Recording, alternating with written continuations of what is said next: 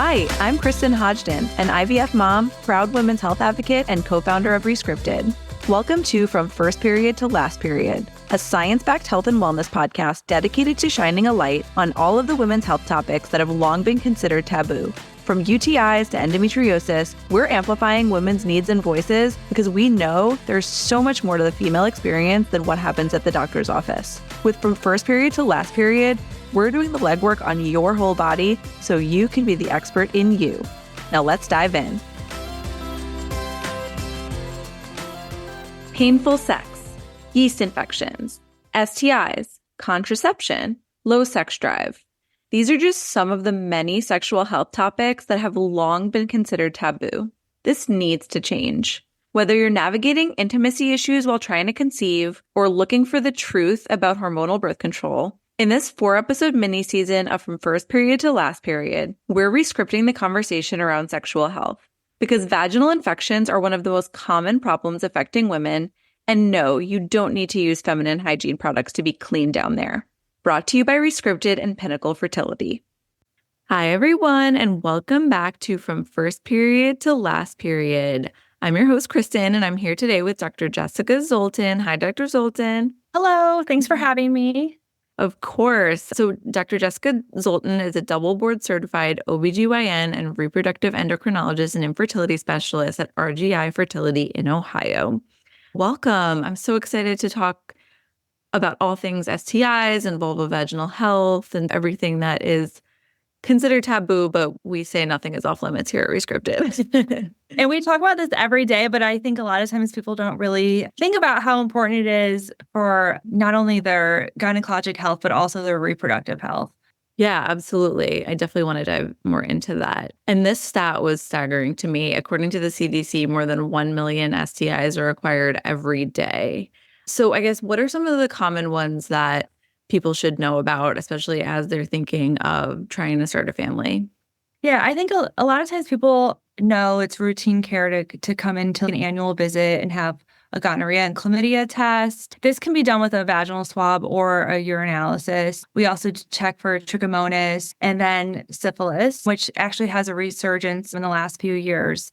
HPV and herpes is very common, and we'll also check patients for hepatitis B and HIV. Okay. And that's at the initial consultation? Or is that the OBGYN visit? Those are all common. And typically when you're screening either at your OBGYN or at their infertility doctor, we'll do a gonorrhea and chlamydia test, syphilis, hepatitis, and HIV. And that's usually standard for everybody. Okay. And if any of those come up positive, what's the protocol there? Yeah, most of the time we can treat with things like either antivirals or antibiotics, and we'll treat both the patient and the partner and then check. And some of the things may require more extensive evaluation, such as obviously HIV and syphilis. But many times patients may unexpectedly screen positive, and so it requires surveillance for both partners. Okay. And do people often come with you with symptoms, or is it mostly after the fact when they're trying to get pregnant? Yeah, so most of the time when somebody would have an STD, they may not actually have any symptoms. So for chlamydia, about 70% of patients do not have any symptoms. And some of the things that patients complain of are vaginal discharge or irritation. HSV, so herpes for a first infection, is usually very painful. And so sometimes patients may even show up in the ER. They have pain with urination, they're swelling, and other types of infections. And chlamydia may have a vaginal discharge. Very significant infections inside the pelvis caused by things like chlamydia. You can actually have like fever, chills, severe pain, nausea, vomiting. And that is a concern then for pelvic inflammatory disease or PID. Yes. And so is that when it can, if it's left untreated and it turns into PID, is that when it gets into the territory of possibly affecting fertility?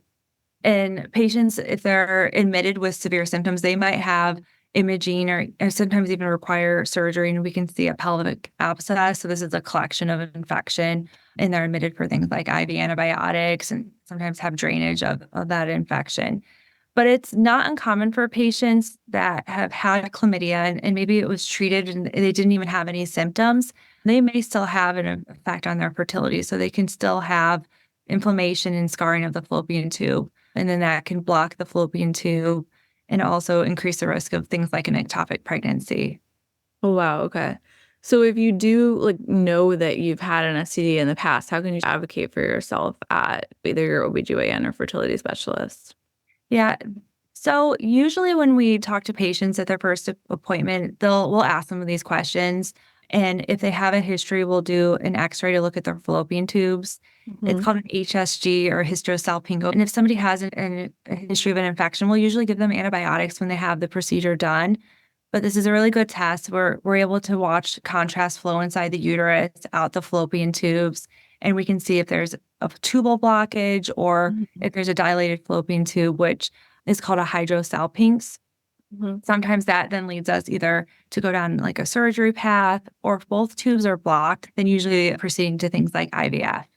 I didn't connect the dots between PID and hydrosalpinx. I didn't realize that was like the cause and effect. And 50% of patients with tubal factor infertility, the cause is chlamydia. So Oh, okay. and it's not uncommon for patients to report chlamydia in their past. And most of the time, patients say, oh, it doesn't matter. Like I had chlamydia when I was in my 20s, but that was 10 years ago. Once it causes tubal scarring, it's permanent. Wow. Okay. Yeah. And you can try with one tube, but if both are blocked, Right. an option to clear them with surgery, or is it usually just IVF? It's usually IVF because the tube is such a delicate structure that if you have scarring inside the tube and those scar tissue is removed, it usually heals with scarring. Mm. So it's really hard to repair a fallopian tube that's anatomically just abnormal. Got it. Got it.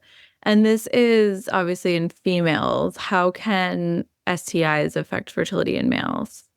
Yeah, I think because women are the ones we're early on, we go to the gynecologist. I think we do a better job of keeping up with our wellness visits.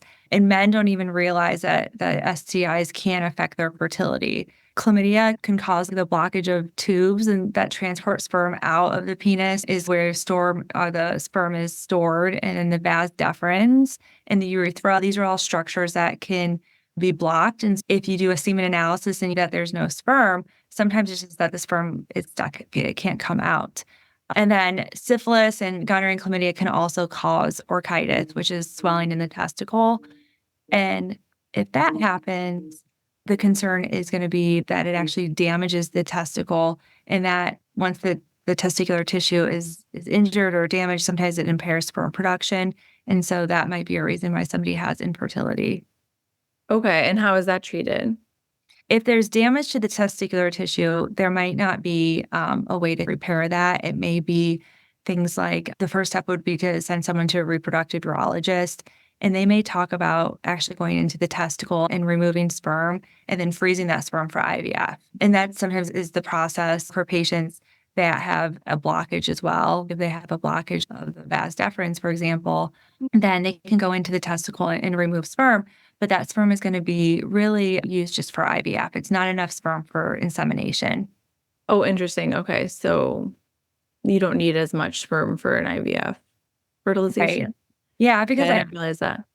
because if you're going through IVF, a lot of times if it's male factor infertility and we have low sperm counts, we're concentrating on, okay, there's, less than, let's say, 1 million sperm, but it's really all about how many eggs we're going to get in egg retrieval, because we're not going to get 1 million eggs. So Mhm. if you get 15 eggs, you just have to find 15 good-looking sperm that are moving, and then you can inject that sperm into each egg. And ICSI, that's intracytoplasmic sperm injection. Yeah. Awesome. How often should individuals get tested for STIs? Should they get tested before they're starting to try to conceive? Yeah, most definitely. If everybody would present to their OBGYN before they're trying to conceive, that way we can identify is there going to be an issue with conceiving, but we can also talk to patients then about starting a prenatal vitamin and doing some of the testing, the STI testing, and also like carrier screening. But with patients who are sexually active and if they're less than 25, then they should be screened every single year. Mhm. And then after 25, really it's based off of risk. If you have a new partner, if there's a concern about inconsistent condom use, if their partner has a history of any, it would be great before intercourse with a new partner, you sit down and say, like, how many partners have you had? Have you ever had an STI? And make sure that both partners are actually screened before their first interaction so that they lower that risk that they pass an STI along. Okay. That's great advice. Wanted to talk briefly about HPV because I know that is that categorized as an STI? It is, yeah. And HPV, it's wonderful now we have a vaccine. And I'm older than patients, and the vaccine wasn't around when I was in my adolescence. But now it's offered to all kids age 11 to 13. But now we've extended it to all age groups. Okay. And the reason is 8 in 10 people are going to be infected with HPV throughout their life. And so this vaccine is going to help decrease the risk of getting cancers of the vagina, the vulva, anus, and rectum, and then also decrease the risk of genital warts. And if everybody would get this vaccine as kids, we're going to have a big drastic decline in people who have those cancers. And when women are going to their OBGYN for their pap smear, we're usually checking for HPV at the same time. Mm-hmm. And a lot of times our body may clear the infection, but it's when the body doesn't is that we're more concerned about than increasing our risk of having things like cervical cancer. Okay. And this is a huge plug for vaccines. It can be a series of 2 or 3 shots. Millions of people have had the vaccine. It's safe. So if you think that you haven't, ask your doctor about it. And it can be your general practitioner or your OBGYN to actually administer the vaccine. It's not something that we give in pregnancy, though. It would be between pregnancies or especially if you're in your teenage years or your 20s. If you've logged onto social media recently, you've probably been bombarded with fashion tips and trends. But let's be honest, it can be overwhelming and confusing, and sometimes it completely misses the mark. In a world filled with thousands of messages telling us how to dress and look, it's time to cut through the noise. That's why we love the Take It Off podcast. From challenging beauty standards to exploring the environmental impact of fast fashion, Take It Off shines a light on all of the social issues in fashion that have long been overlooked. Because fashion isn't just about what you wear, it's about the message you're sending and the world you're shaping. So if you're tired of superficial fashion advice and ready to engage in meaningful conversations, listen to Take It Off wherever you get your podcast. So you talked about diagnostic tests. Are there any other diagnostic tests aside from the HSG that can help rule out fertility issues related to STIs? If you're thinking about a hydrosalpinx or a tubal abnormality, sometimes we can catch those on ultrasound. So sometimes you might see this big fluid-filled structure and it's close to the ovary, but we know it's not part of the ovary. So sometimes that lets us know that we think that there could be a hydrosalpinx. The true test really is always looking at the HSG. And then for men, a semen analysis. A lot of times partners or sometimes the female takes this on themselves and says, I'm just going to do all the testing first. I want to see what's going on with myself. But a lot of times men also have semen analysis kind of abnormalities, and you wouldn't want to get started with a treatment unless we have the semen analysis back. Yeah. Yeah, I think it was a fertility doctor that I follow that said semen analysis is like the cheapest, like low risk way to just get to the bottom of literally 50% of the fertility equation. And then so many men are reluctant to do it. And they can do it at home. They don't even need to be the ones that bring in the semen analysis. Their partner can bring it in. It's not uncomfortable, so it's an easy test to just check off the list. But I think it's a team effort so that sometimes I just ask the female partner, hey, just continue to push them to get that scheduled. Yeah, absolutely. So moving on to vaginal infections. Vaginal infections are one of the top reasons that women go to the doctor. And so what are some common types of vaginal infections to look out for? I think some of the ones off the top of my head, UTIs, yeast infections, but recently learned about BV and how prevalent that is and was mind blown. Vaginosis is probably what causes most infections. Really? Okay. Yeah. And it's really, I think most of us will say, oh, it's when we get calls from patients, I think I have a yeast infection. And they've already have taken a lot of things over the counter to treat it. And then we bring them in and we can do a speculum exam and get some of the vaginal discharge and look under the microscope and actually be able to say, is this yeast? Is it bacterial vaginosis? And it both can be treated with oral antibiotics. And I always encourage people, if they're having trouble, stop using all the things over the counter and just see your doctor, because usually they can get right down to the treatment. Right. So you can kill two birds with one stone. Yeah. And those over-the-counter treatments are not fun anyway. No. And sometimes it's very common that patients will say a yeast infection, you're going to have a little bit of itchiness and probably like a cottage cheese discard. That's always very easy. But the bacterial vaginosis is the one that kind of has more of an odor to it. And it can be like this grayish white discharge. And it's probably the most common thing that we would see when I used to deliver babies that patients would complain about in the first trimester too.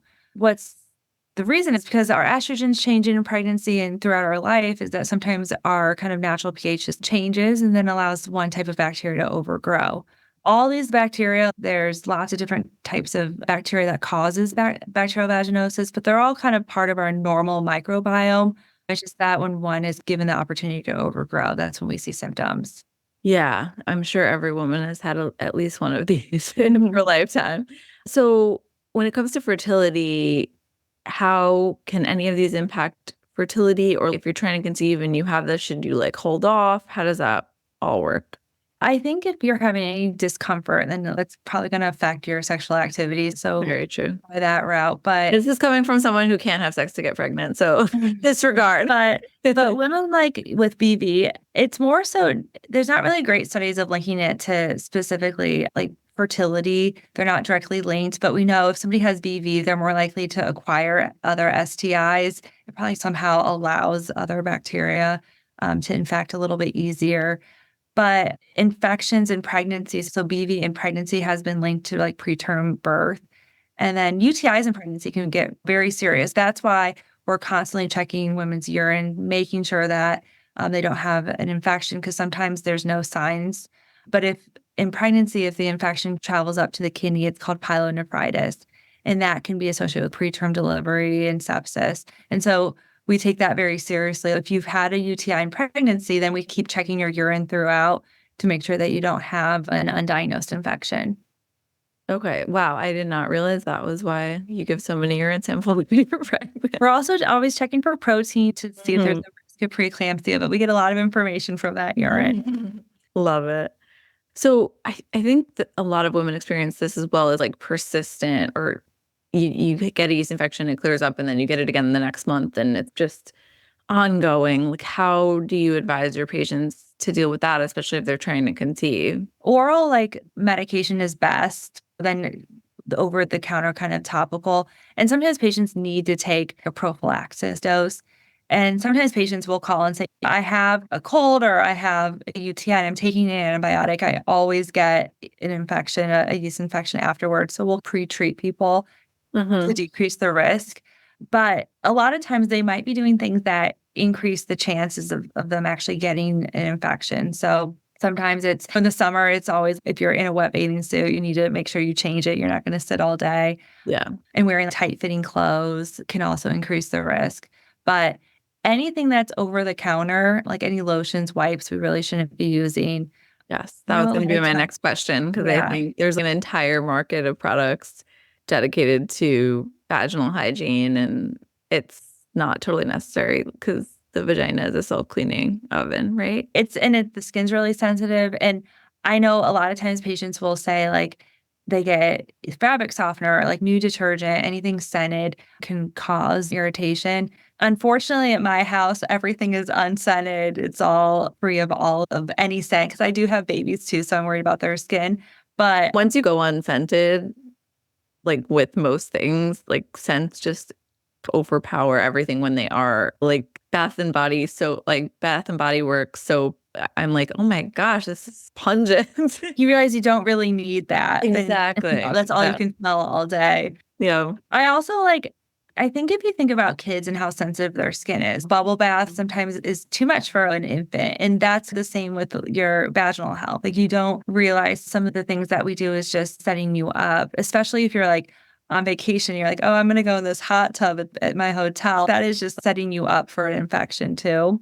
Oh, yeah. And really a lot of medications that somebody might use, sometimes steroids can cause issues if they're taking them for maybe asthma exacerbation. But it's interesting. Some of our patients, I remember in residency, they would have recurrent like yeast infections. And then we actually checked their sugar and found out that they're diabetic. And Oh, so wow. uncontrolled diabetes, sometimes patients will know that other things in their life kind of impact their vaginal health, which is not unheard of. Our body is all kind of functioning together, but vaginal health might be another signal of our overall health. Yeah, absolutely. There's been some chatter about the vaginal microbiome and stuff like that too. Do you have any insight there? I think we're still trying to really figure it out. The microbiome in all types of medicine is really like a hot topic. So, like with our Yeah. GIs. And some patients will try over the counter supplements. And that's what's hard is which one should you use? And we think that potentially anything with lactobacilli might be better. But you have to remember probiotics are not FDA regulated. So we don't really know is whatever's in the bottle really truly there. They don't have to prove the quality or the contents. If you find that you take it and it improves your health, I think that's okay to continue. But if you're trying to conceive, I'm a less is more type person. I would say vitamin is the most important thing to take. And if you're not finding benefits from these other things like probiotics, then I don't think there's a reason to continue it. Yeah. And is vaginal pH intertwined with that at all, or is that something different? Yeah. There's so many Yeah. buzzwords. Yeah. So like our estrogen causes us to have a lot of kind of glycogen production. And then with that, we have all this lactobacillus and that's going to decrease our pH. So our kind of vaginal tissue is in an acidic range. And then that actually protects our body from the overgrowth of other organisms. And so we have this very balanced system, and they're supposed to, all these other bacteria will keep the other ones in check. You do have things like group B strep and E. coli and the Gardnerella, which is associated with BV, but all of these things are always there. So that's why if you take an antibiotic, if it wipes out, let's say, E. coli, then it allows something else to start growing.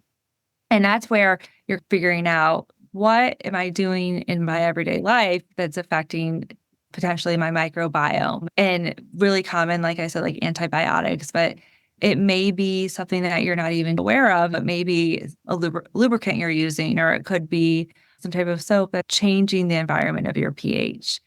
I'm like old school, I'd say. If you're thinking about, okay, I want to have a natural probiotic, then it's the yogurt and cheese and ingesting. Yeah.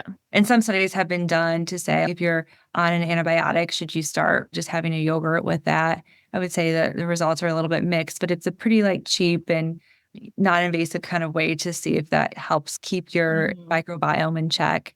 And you always check if you look like the live and active cultures, that's what tells you that it can replace your microbiome, if you will, in a good way. That's good advice. Yeah, I loved your analogy about if you wouldn't put it on your babies. If you wouldn't use it when you're pregnant, maybe don't use it when you're trying to conceive. Yeah. And that's what it's, I think, simple sometimes, but a well-balanced diet and trying to stay away from like high glycemic foods, getting outside and exercise, all of that is probably good for our reproductive health for sure. And I tell a lot of my patients, if it's good for your heart, it's more than likely great for reproduction. Is there anything we missed? Any other taboo topics? Oh, When it comes to lubes, because that's something that a lot of people use and they don't even think twice when they're trying to conceive naturally, what are your recommendations there? yeah. So again, avoid like the scented vaginal products, avoid douches. But when you're looking at a lubrication, you should find something that has hydroxyethyl cellulose. And that's, I think, if you're on any fertility websites, it's always Pre-Seed or Conceive Plus. Those are the ones that are not going to kill the sperm. And then likely if it's friendly for the sperm and eggs, it's going to be friendly for you. And FDA already now classifies things as like fertility friendly. So they're called like PEB, and it means that these supplements or these products are okay for like sperm and eggs and embryos. What's interesting is it's hard to find that list. And if you have a product at home, it may not it may not actually have PEB on it. I think that's the next route. But things to avoid, anything with oils, anything kind of silicone based, and anything with glycerins. These are going to alter your glycerin, which is going to alter the lactobacillus. So you definitely want to find something that is good for both your vulvar health and then also for reproduction. So lastly, what would you re-script about the way people think about STIs and like just down their care in general? I think if everybody is more open with their partners, if you can have a conversation, hopefully if you're going to be intimate with someone, you can talk about your prior partners and make sure that everybody gets tested before and use condoms with concerns for fertility, but overall health. There's a lot of patients who just are not aware that their past sexual infections can cause fertility issues. And I think bacteria, there's good and bad. And so don't think that our bodies are void of all this bacteria. We live in, our skin has bacteria, or there's no reason to think that you have to have a harsh chemical kind of applied at any time, at any place in your body to help treat that. So be kind to your body and choose sensitive products. Awesome. Thank you so much, Dr. Zoltan. This was wonderful. And it was so great meeting you. Yeah, it was great to meet you too. Hopefully we'll meet again. Yeah, absolutely. Thank you again. Talk to you soon. If this podcast means something to you, be sure to hit follow or subscribe. This helps you because you'll never miss an episode, and it helps us because you'll never miss an episode. For science-backed women's health content that meets you exactly where you are, head to rescripted.com or follow us on social at Hello Rescripted.